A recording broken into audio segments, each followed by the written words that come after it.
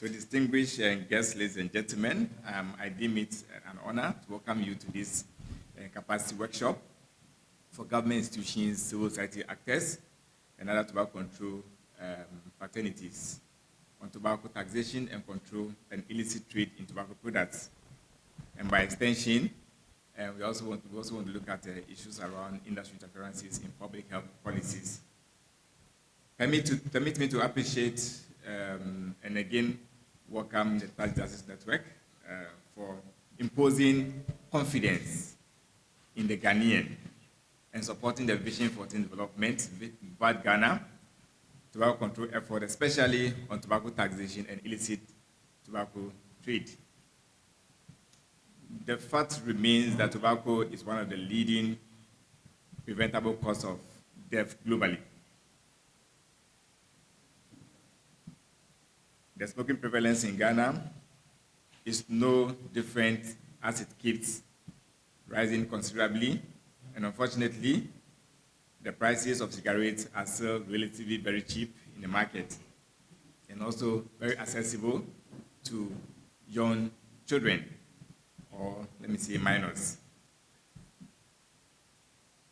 There have been many efforts to change these dynamics through effective taxation mechanisms, but to no avail due to the lack of in-country data to support the claims that the Vision 14 development have been making for many years. As a result, the Vision 14 development, with the support of Tax Justice Network Africa,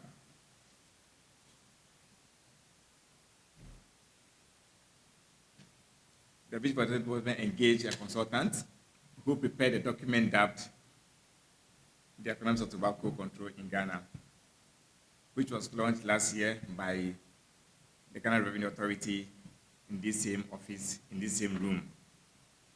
The report, as many of you know, is expected to support government efforts towards advancing public health through effective tobacco mechanisms. For long, we have implemented one-sided tax regime. That's the ad valorem tax system. The time is now to shift to a more robust and effective tax system that will generate substantial revenue to government, reduce the tobacco-related deaths, and then also effectively help Ghana to advance the sustainable development goals that we are all striving to achieve. The proposal, therefore, and I'm sure you've been hearing more, is to shift from ad valorem to a mixture, or specifically if we are ready to go more specific tax. The objective of this meeting is to strengthen the capacity of civil society actors, government officials, advance the need for Ghana to implement the WHO and the ECOWAS directives of 2017. The meeting is also expected to raise public awareness on the importance of tobacco taxation and seek public support. Finally, to gain the buy-in of our members of the legislature, I'm talking about members of parliament, and we are happy to have one honorable member in our mix. Hopefully, the rest will be joining us as we move along to support the tobacco tax regime that we are all proposing. And hopefully once there's a need for some parliamentary actions, we hope that our members of parliament would support this cause and ensure that we are able to effectively change the regime to a more appropriate one. Let me state also that the Vision for Development, Vision Ghana, is extremely happy that Ghana joins the WHO FCTC 2030 project in the third phase this year, which was launched at the Ministry of Health last week or so. I know Dr. Olivia is here, so she would stress more on that. And I'm also happy to know that we now have a coordinator for the 2030 project. I'm extremely happy to know that. Particularly so because the tobacco taxation element, that's why we are extremely happy. And also the governance aspects in regards to the WHO FCTC Article 5.3, which talks about industry interferences in public health policies. I'm very confident that this event will equip us with the necessary information to make a difference in Ghana's tobacco control adventure. The meeting is a collaborative effort between the Ghana Revenue Authority and the Vision 14 Development. We appreciate the support and commitment from the Ghana Revenue Authority, the Ministry of Health, the Ministry of Finance, specifically the Tax Policy Unit, the Food and Drugs Authority, WHO Ghana, and other CSO actors who are present here. We really appreciate your commitment and efforts towards this cause. I think that we are making considerable gains as a country.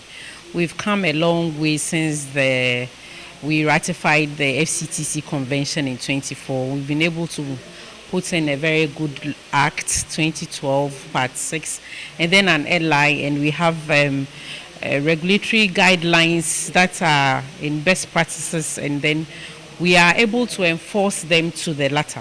So you realize that I told you that we have put in graphic health warnings that are just for our country. And there's a tax stamp, the labeling requirements. We've instituted registration system. We've instituted an import authorization system. So before the product can even be imported into the country, all these requirements would have to be met. Then at the port of entries, we have our officers with other enforcement agencies like customs to check on whether it's registered or not, if it can enter into our country or not. So all these, and then we do routine market surveillance to even ensure that what comes in through the unapproved routes are even we go in and seize them, and then they are safely disposed. And then we do a lot of public education on the dangers of even the tobacco use itself, as well as the illicit products. So as a country, we've come a long way. And what topped it was ratifying or completing the process of the ratification of the illicit trade protocol, which we did and deposited it in the UN depository last year, 2021, in October. And so for us as a country, we've come a long way. But there are other comprehensive measures like increasing tax, because we all know that increasing tax would ensure that the product becomes more expensive, especially for the target group, the youth, who are predominantly abusing or using tobacco products and other substances. It becomes not available to them, very expensive, they can't afford. We know that the tax are cost-effective means of reducing tobacco use. So that's why, as a country, we are engaging, especially other stakeholders in tax, like the customs, the Ghana Revenue Authority, and other stakeholders, to get a better tax system. Either we move away from the ad valorem that we are currently using to a hybrid system, both ad valorem or specific, or what the tax experts would want, like a specific system. Main emphasis is on motivating people to quit. So I mentioned that we even have to step up our game on cessation, providing cessation services around, because the product is very, very addictive, the nicotine that it contains. So if you don't get psychosocial support, you can't even stop on your own. So the aggressive public education even goes to the very young ones. We go to the basic schools, we go to churches, we go to mosques, everywhere that there are public gatherings. We go to educate them that even though we are registering the product because it is illicit, the harmful effects are there. So once the citizenry appreciate our message and then they stop or quit, it means we are getting a headway with this tobacco regulation. TJNA has collaboration with VALD, that's a Vision for Alternative Development, in terms of tobacco control. And so whatever VALD does, GRA is keen and very interested in that. So this seminar or this workshop actually is offering us an opportunity to present to participants what GRA has in terms of tobacco control, using taxes to control tobacco consumption. Yeah. There are so many methods of controlling tobacco consumption, and tax is just one of the methods. Yeah, so you know, when you are using tax actually is a corrective method. What happens is when you impose the tax, it is shifted to the consumer, you understand, and then the commodity becomes expensive. And when it becomes expensive, that is where we talk about as incentive effect. So then it reduces the consumption of the product, and automatically the consumption is reduced, yes. It was a proposal that was made at a retreat, that if we can use drones to actually check illegal activities at the port. So it is yet actually to be considered. When it is considered, it will be very helpful, and it can be able to detect those who are bringing in the products illegally. Yeah. I have conferred with my colleagues, and we are convinced that a lot of capacity has been built. Most of the information this session has given out, we did not have that information. We did not appreciate the interlinkages between the hearing gathered. And so I must confess that this has been a very enlightening session. I particularly appreciate the heads up that has been given us by Labram Musah and his team.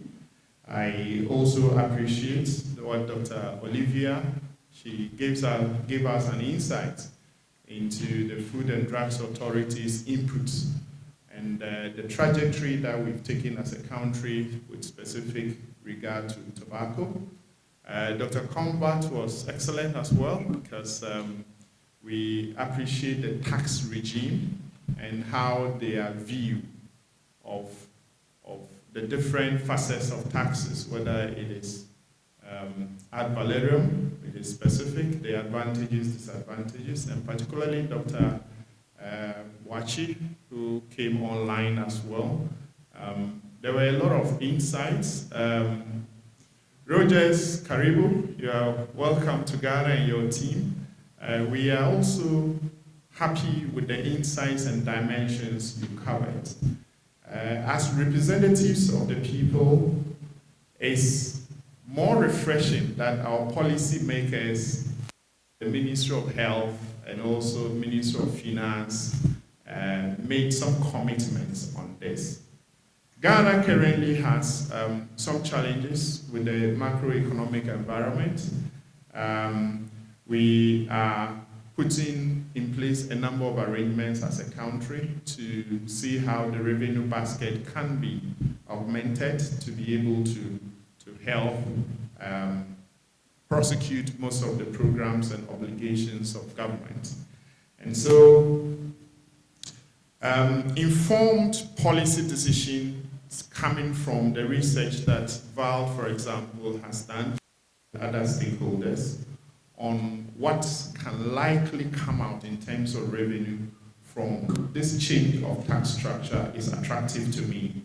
And as lawmakers and representatives of we are concerned. Earlier on, the lady at the corner was concerned about how long some of these bills take in order to come into law. And I recall she referred to about a 10 or so year, 7 or 10 year period for one of them. 11 years, yes. So I believe that with the kind of approach that this project is taking, with the expanded stakeholder involvement and the capacity building approach that most of the stakeholders now understand, I believe that if we can have more of these engagements, then the stakeholders will first of all appreciate it, including the lawmakers. And so if, for example, the Commissioner General is convinced that there has to be a restructure of the tax type, and the Minister of Finance is convinced as well, the committees of Parliament will add our support and go through the process to be able to review these tax regimes so that we can benefit more as a country in both money terms and health-wise.